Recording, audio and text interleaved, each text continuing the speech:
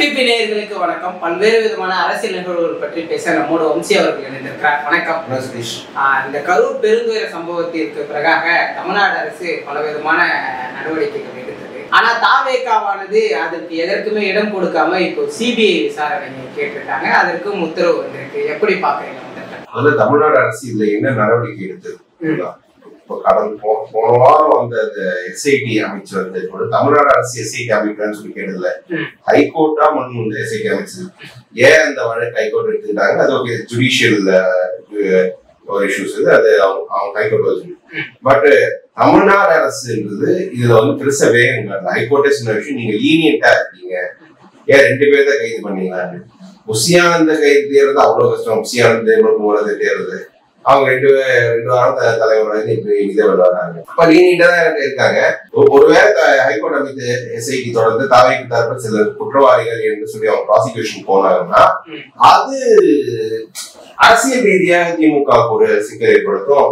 விஜயோட ஈகோ ரொம்ப பாதிக்கும். விஜய் வந்து அதுக்காகவே திமுக தோற்கடிக்கிறதுக்கு அதிமுக பாஜக கூட்டணிக்கு போவார். இல்ல அப்படி பண்ணாட்டிக்கா கூட இந்த குரூப் இவங்களை பார்த்து ஒரு பயத்திலே, ஏன்னா 2 வாரமா தலைமை ஒரு பயத்திலே ஏதோ பண்ணுவாங்க பயத்திலேயே வந்து அந்த பக்கம் போற மாதிரி இருக்கும். சோ ஸ்டாலினை பொறுத்த டே 1 வந்து இதுல வந்து பெருசா விஜய் மேல இந்த ஆக்ஷன் எடுக்க கூடாது, ரொம்ப தெளிவா இருந்தாரு. அவரோட அரசியல் பின்னணிகளை யோசிச்சா அந்த ஸ்டாண்ட் இருந்தாரு. இப்போ வந்து ஸ்டாண்ட் எடுத்துட்டு இருந்தாரு. இந்த வழக்கு வந்து தமிழ்நாடு அரசு ஜூரிஸ்டிக்ஷன் இருக்கிறவங்க ஸ்டாலினுக்கு ஏதோ ஒரு நெருக்கடி இருக்கா செய்யும். ஏதோ கட்டத்துல இவரையா அரசு பண்ணுங்க, இவரையா பண்ணுங்க செய்யும். இப்ப CBI கிட்ட ஒன்ஸ் போனப்போ ஸ்டாலின் அதை பத்தி ஒண்ணும் வரல. இது வந்து அவங்களோட அவங்க என்ன பண்றாங்களோ அதை பண்ணிட்டு போட்டோம். இது வந்து இடைக்கால தீர்ப்பு தான், ஆனா இறுதி தீர்ப்பு கிடையாது. இதுவே தாவேகாவின் முதல் வெற்றி அப்படின்ற மாதிரி எல்லாரும் கொண்டாடுறாங்க. உங்களுக்கு வந்து அதான் சொன்னல, அவங்க வந்து இங்க இருந்தா தமிழ்நாடு அரசு நம்மள பொய்யான வழக்கு போட்டு நம்ம வந்து கைது பண்ணுவாங்க, இங்க அடைச்சிருவாங்க அப்படின்னு அவங்களா ஒரு மனப்பிரமை வளர்த்துக்கிட்டாங்க. உண்மை என்னன்னா யார் மேலேயும் கைது பண்ணல. இந்த சோசியல் மீடியா பேசுறது கூட ஸ்டாலின் வந்து ஒரு விஜய் வரதுக்கு ஒரு நாள் முன்னாடி பேரை யாரை பத்தி எது பேசாதீங்க, எந்த தலைவரும் அப்படி நினைக்க மாட்டாருன்னு அவர் டிப்ளமேட்டிக் சொல்லிட்டு போனாரு. அதையும் தாண்டி விஜய் மேல கோவத்துல சிலர் பேசுறாங்க, சோசியல் மீடியால யூடியூப்ல பேசுறவங்க நம்ம பேசுறோம். ஆனா போலீஸ் ஆக்ஷன் பொறுத்தவரை பெருசா ஒண்ணு நடவடிக்கை யாரும் எடுக்கல. சோ அவர் வந்து விஜய் மேல எந்த ஆக்ஷன் எடுக்க கூடாது அப்படின்றதா இருந்தாரு. ஆனா இவங்க வந்து நம்ம கைது பண்ணிடுவாங்கன்ற சுத்தி இருந்தாங்க. அந்த ஒரு மனப்பிரமையினால தான் இங்க இந்த டிசிஷன் எடுத்தாங்க. CBI கிட்ட போனா மட்டும் அவங்க சென்ட்ரல் கவர்மெண்ட் வந்து சென்ட்ரல் கவர்மெண்ட் இருப்பவர்கள் வந்து அதை எப்படி யூஸ் பண்ணுவாங்கன்றது நமக்கு தெரியாது. சோ அது இந்த கேஸை பொறுத்தவரைக்கும் நம்ம பார்த்த வரைக்கும் நியாயமான ஒரு விசாரணை நடந்தாலே இவங்க மாட்டிப்பாங்க. யாரும் நம்ம வந்து வயசுக்கு அது பண்ண நியாயமா அது பண்ணணும்னு மாட்டிப்பாங்க. அப்படிதான் இருக்கு இந்த கேஸ். ஏன்னா பல இஷ்யூஸ் அவங்க பல பாயிண்ட்ஸ் அவங்க எதிராக இருக்கு. ஸோ அப்படி இருக்கும்போது சரி, இப்ப CBI கிட்ட இருக்கிறது வந்து தாவேக்கு கொண்டு போய் அவங்க பெனிஃபிட் கொடுக்காது, அவங்க பின்னாடி தான் கொடுக்காது. பின்னாடி வரும். இதுல BJP கட்டுப்பாட்டில் விஜய் இருக்கிறார் என்ற அந்த நரேட்டிவ் வந்து இந்த தரப்பு வந்து வைக்க ஆரம்பிச்சிருவாங்க. அது இப்ப ஸ்ட்ராங்கா போகும். ஆனா அது நிரூபணமான மாதிரி தானே இருக்கு. முழுமையா நிச்சயமா நிரூபணமான மாதிரி இருந்தது. இந்த வாழ்க்கை பிஜேபி சேர்ந்தவர்கள் வந்து பிரேயர்ஸ் எல்லாம் கொஞ்சம் கேட்டிருந்தாங்க. அதிமுக பாக்கி கொஞ்சம் இருந்தது. அதிமுக கூட்டத்துக்கு கூடியில தாவேக முடிவில் வரும்போது விஜய் அந்த பக்கம் தான் போறாருன்ற ஒரு பிம்பம் கொஞ்சம் இருக்கு. அது 3 மாசத்துல இன்னும் கொஞ்சம் ஸ்ட்ராங் ஆகும். இதுல என்னன்னா விஜய்க்கு இந்த சிம்பத்தி வராத அளவுக்கு திமுக பாத்துக்கணும். இப்போ கைது அப்படின்னு விஜய் மீது ஒரு சிம்பத்தி அவங்க ரசிகர்கள் கொஞ்சம் கோபம் வந்துடுறாங்க. இப்ப அதுக்கான வாய்ப்பு இல்லை. சென்ட்ரல் கவர்மெண்ட் எந்த கேஸ் இருக்கும்போது இதுல வந்து தமிழ்நாடு அரசுக்கு எந்த ஒரு நெருக்கடி இதுல இருக்காது. விஜய் அந்த பக்கம் போகக்கூடாது, திமுகவும் அதன் துணை கட்சி நினைப்பாங்க.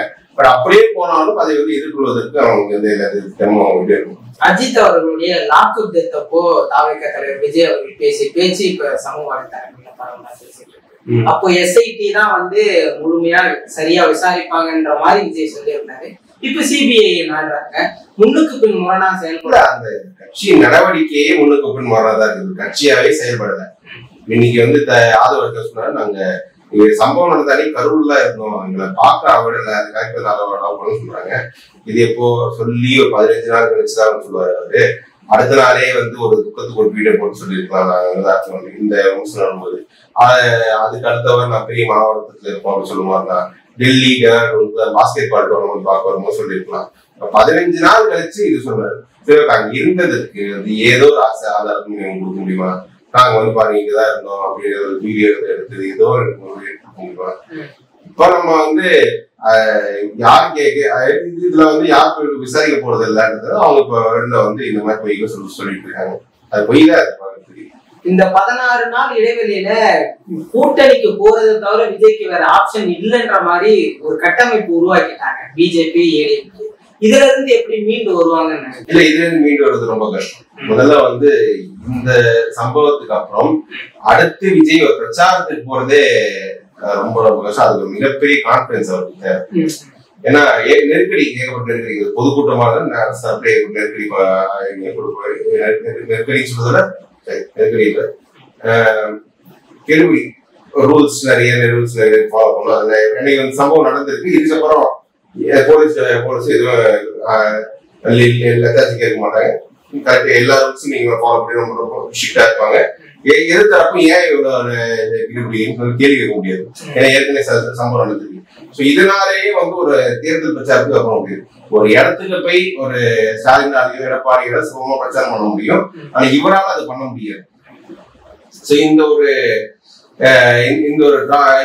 ஒரு சிக்கல் அவருக்கு இப்போ வந்துருச்சு. இதை தாண்டி அவர் எப்படி பிரச்சாரம் பண்ணுவாரு அது ஒண்ணு. பிளஸ் இந்த கட்சி எப்படின்னு சொல்லி அது எக்ஸ்போஸ் ஆயிடுச்சுல. இந்த கரூர் சம்பவத்துல விஜய் மீது ஒரு விபத்து தான், அது யாரும் மறுக்கிறது இல்ல. விஜய் தலைமை பண்பு இல்ல, விஜய் கட்சி அதெல்லாம் செகண்டரி. பட் ஆனா தாவேக்கான இந்த கட்சி எவ்வளவு பலவீனமா இருக்கு அமைப்பு ரீதியாக எக்ஸ்போஸ் ஆயிடுச்சு.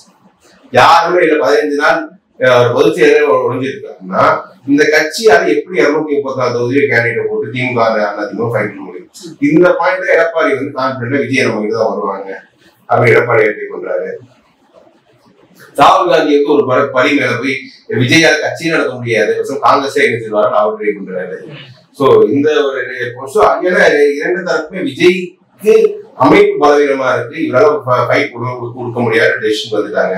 இந்த 3-4 மாசத்துல அவரால் அமைப்பை பலப்படுத்த முடியும்னா பலப்படுத்த முடியும். விஜய்ன்றது ஒரு கொஞ்சம் அப்பாயிட்டா ஒரு இன்ட்ரோவர்ட்ட கொஞ்சம் தள்ளியே இருக்கக்கூடிய ஆள் தான். அவர் ஈஸியா பொதுமக்கள் மெங்குலா இருக்கு, அவர் கிடையாது. அப்படி இருக்கும்போது அவருக்கு ஒரு 3 மாசம் ஒரு வேலைக்கு தான் இருக்கு. இப்ப பிரச்சாரத்துக்கு ஒண்ணு வர முடியாது இருக்கு. சோ இதுக்கப்புறம் எப்படி தாவேக்கான பொலிட்டிக்கல் ஆக்டிவிட்டி நடத்துறாங்க பெரிய கொஸ்டின் இருக்கும். இந்த வழக்கெல்லாம் ஒண்ணும் கிடையாது. இது ஒரு அவங்க அதோட கான்சிக்வன்சஸ் தெரியாத பேசிட்டு இருப்பாங்க. பட் அவங்க பொலிட்டிக்கல் ஆக்டிவிட்டி மறுபடியும் ரீஸ்டார்ட் பண்ணி போறதுதான் இது மிகப்பெரிய சவாலே இருக்கு. அது எனக்கு தெரிஞ்சு பண்ண மாட்டாங்கன்னு நினைக்கிறேன். எடப்பாடி செல்லுகின்ற இடமெல்லாம் தாவேக்க கொடி பறக்குது. பின்னாடி என்ன நடந்தாலும் சரி, நமக்கு சமூக வலைதளங்கள்ல நியூஸா பார்க்கும்போது ஆதரவு கொடுக்கின்ற மனப்பான்மை வந்தது. நாளைக்கு விஜய் அவர்கள் பரப்புரை செல்லக்கூடிய இடங்கள்ல பாஜக அதிமுக கொடியை பார்த்து வருவாங்க. இல்ல, அது வராது. அவங்க வந்து கன்ஃபார்ம் ஆகாத வரையும் அங்க அது மாதிரி பண்ண மாட்டாங்க. இது வந்து அவரால் கண்ட்ரோல் பண்ண முடியல. அந்த கேடஸ் அவங்க என்ன எதுன்னு தெரியல. அதனால இந்த பின்பத்துக்கு இந்த ஃபேக் நரேட்டிவ் வந்து ஈஸியா வந்து ஏமாந்து அவங்க வந்துடுறாங்க. ஏன்னா விஜய் அவன் பேசியிருந்தாரு, நான் விஜயோட போன் பேச இருந்துச்சு. இவரும் கன்ஃபார்ம் பண்ணல, அவரும் கன்ஃபார்ம் பண்ணல. சோ அந்த கன்ஃபர்மேஷன் அது போய் ஏன் போகணும் அப்படின்றது இருக்கு. அதிமுகவுக்கு வந்து அந்த கன்ஃபர்மேஷன் வராது, அதிமுக யாரும் வரமாட்டாங்க. என்ன சொல்ல போனா விஜய் இடத்துல யார் இருந்தாலும் எனக்கு தெரிஞ்சு அஜித் இருந்தாருன்னா இந்நேரத்துக்கு வந்து ஒரு ஸ்டேட்மெண்ட் வந்துடும். இப்ப தமிழிசை விஷயத்துல அஜித் பண்ணாரு, அவங்க அஜித் ரசிகர்கள் கட்சி சேர்றாங்க, உடனே ஸ்டேட்மெண்ட் இருந்தது. சேர்றவங்க யாரும் சேர்றாங்க, எங்க ரசிகர்கள் நான் இந்த கண்போட கிடையாது, அவங்க சேர்றாங்க, அவங்க நான் என்டார்ஸ் பண்ற மாதிரி சொல்லாதீங்கன்னு சொல்லி ஸ்டேட்மெண்ட். அந்த மாதிரி ஸ்டேட்மெண்ட் ஏதோ அவங்க வருமானத்து வராங்க. பட் நான் வந்து கட்சியா வந்து உங்களுக்கு போக சொன்னாருன்னா எடப்பாடிக்கு பெரிய எம்பாரஸ்மென்ட் இருக்கு. ஆனா எடப்பாடியை பொறுத்து அப்படி ஒரு ஸ்டேட்மெண்ட் விஜய் சொல்ல மாட்டாரு நம்புறாரு. குறிப்பா தென் மாவட்டங்கள்ல நம்ம எந்த அளவுக்கு பாஜக வலுவிழந்து இருக்குன்னு நம்ம பார்த்தோம். அங்க சிதறி கிடக்கக்கூடிய ஓட்டுகள்லாம் விஜய்ன்ற ஒரு ஆப்ஷன் இருந்தா அதை சிந்தாம சிதறாம கையில எடுத்துடலாம்ன்றதுதான் எடப்பாடியோட நோக்கமா இருக்கும். இல்ல விஜய் ஒரு கூட்டணிக்கு வந்தா எடப்பாடியோட பெரிய மைனஸ் இது வரைக்கும் என்னன்னா பெரிய கூட்டணி அமைக்க முடியல இவருக்கு அந்த ஆளுமை பண்பு இல்ல அந்த ஒரு விமர்சனம். ஸ்டாலின் வந்து இதே அவர் அமைச்ச கூட்டணி அப்படியே இன்டாக்ட் கொண்டு வந்தாரு. இவரால் அமைக்க முடியல விமர்சனம் இருக்கும்போது விஜய் போன்ற ஒரு பாப்புலர் ஸ்டார் வந்து சிஎம் கேண்டிடேட் ப்ரொஜெக்ட் நபர் வந்து தன்னை சிஎம் சொல்றது வந்து எடப்பாடியோட இண்டிவிஜுவல் லீடர்ஷிப்பை பெருசா வருது. மற்றபடி அதிமுகவுக்கு வந்து டிராபேக்ஸ் வந்து விஜயால ஒரு சரி கட்ட முடியும்னா அது எனக்கு சந்தேகம் தான். யங்ஸ்டர்ஸ் பெண்கள் வாக்கு ஒரு பாஜக அப்படி எந்த எதிர்ப்பு இல்லாதவர்கள் அவங்க வாக்கு கொண்டாடுறோம். மற்றபடி வந்து சமூகம் சார்ந்து போறது இந்த அதிமுக சோசியல் பேஸ்க்கு எதிரான செக்ஷன்ஸ்க்கு எல்லாம் பீஸ் மட்டும் அதுதான் கண்டிப்பா நடக்குதுன்னா இப்ப எடப்பாடி கூட்டத்துக்கு கொடி தூக்கிட்டு வரவங்க யாருன்னு பார்த்தீங்கன்னா பெரும்பாலும் கொங்குரு இருக்கக்கூடிய நபர்கள் தான். கொஞ்சம் வட மாவட்டத்துல வருவாங்க. தென் மாவட்டத்துல எல்லாம் எடப்பாடி கூட்டத்துல போக கூடாது, நான் எடப்பாடி ஏமாத்தக்கூடாது, விஜய் தலைமையை வாங்க அப்படின்னு அவங்க பேசுறாங்க. சோ அந்த கான்ட்ரடிக்ஷனே இருக்கு. அதான் விஜய் சிஎம் சொல்ற ஒரு ஓட்டு வேற, விஜய் எடப்பாடி சிஎம் சொன்னா அது ஓட்டு வேற. அது இப்பயே அது தெரியுது. நிச்சயமா தாவேக்காவின் அரசியல் செயல்பாடுகள் எதிர்காலம் பற்றி சொன்னேன். ஏன்னா மேலும்